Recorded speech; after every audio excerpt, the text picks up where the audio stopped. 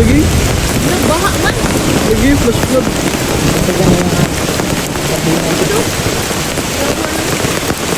Lagi, morning kuya agad sa mga sapa-sapa ba? Alas 10 ng gabi di namin inaasahan na babagyuhin kami sa camping namin. Karon ko kita nga, yun na din sportan. Sobrang lakas ng ulan at kumukulog.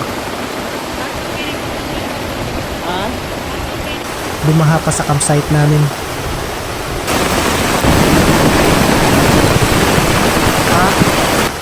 At binantayan namin kung tataas ba ang tubig ng ilog o hindi. Ganito ang nangyari sa amin.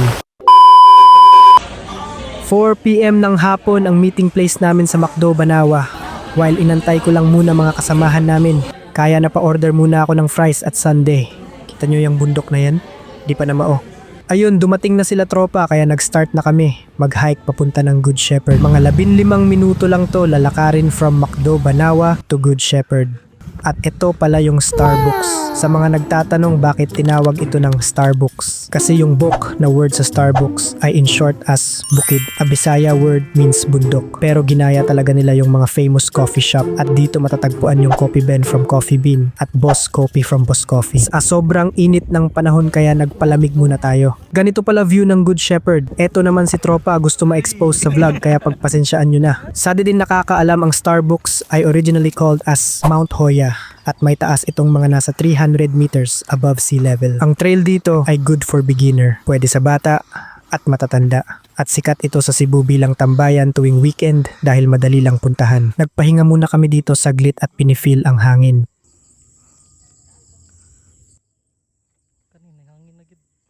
After ng ilang minuto paahon ulit at ngayon nakarating na kami kung saan ay may daan na. Dati wala pang kalsada dito pero ito ay isa sa mga project ng Monteraza at kumukonekta ito sa Paseo de Arcenas kung saan yung McDo kanina. Narating na namin ang bar cramps pero di na kami nagtagal dito dahil palalim na ang hapon. Madilim-dilim na din sa trail sa pagbaba namin galing sa bar cramps.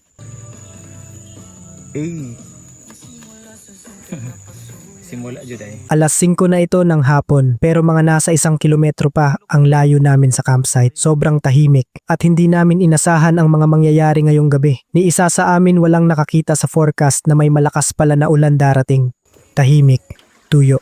At maganda ang panahon sa araw na ito. Hindi mo talaga ine-expect na babagyuhin kayo. Ito ang tinatawag ng karamihan na calm before storm.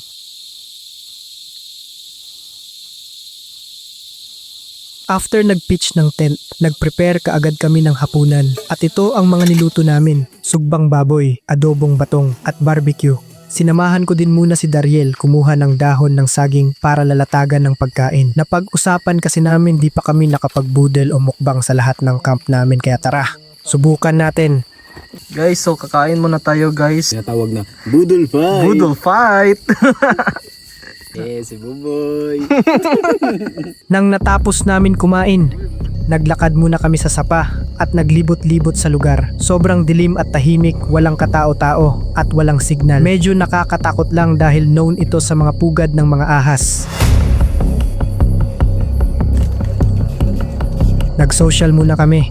Mga random na usapan, tawanan, at mga kwentong di mo alam kung totoo ba o hindi. Tanawa guys na ikasag. Maganda pa ang panahon dito. At nang biglang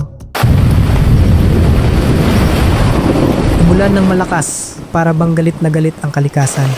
May dalawang nag-night hike, inabutan sila ng malakas na ulan kaya napilitang makisilong muna sa amin.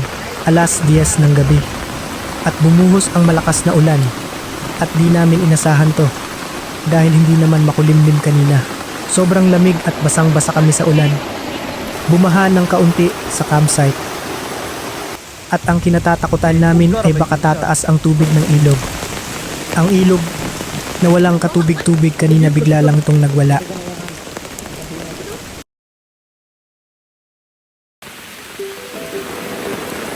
Umaga na at wala pa rin tigil ang ulan.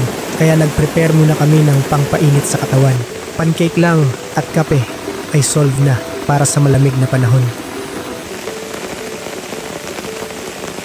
Buti na lang kagabi kahit malakas ang ulan ay di naman tumaas ang tubig ng ilog, kaya kampante kami na matulog. Napaka-chill at relaxing talaga itong campsite na ito na ni isang karaoke, motor, or kahit tahol ng mga aso wala ka talagang maririnig sa campsite na to. Buhisan Campsite o kilalang Spartan Campsite ay matatagpuan nyo lang ito sa Buhisan Dam at gilid lang ito ng ilog.